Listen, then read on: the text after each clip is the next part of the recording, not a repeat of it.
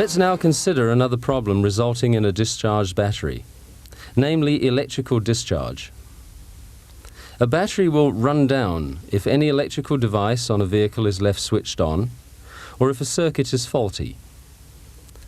To check this, disconnect the earth lead, and using a suitable ammeter, connect between the earth lead and the battery post.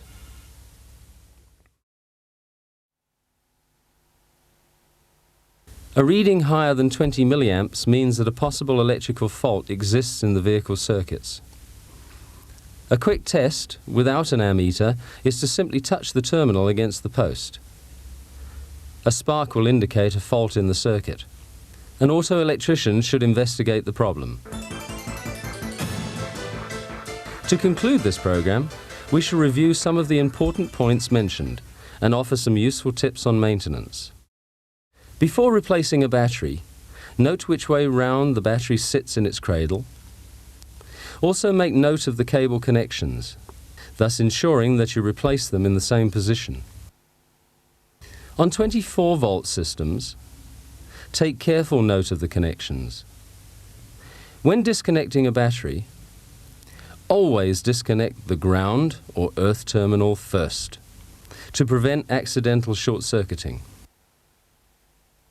Earth or negative terminals are colored blue, sometimes black, and a minus sign is usually included on the battery top next to the post.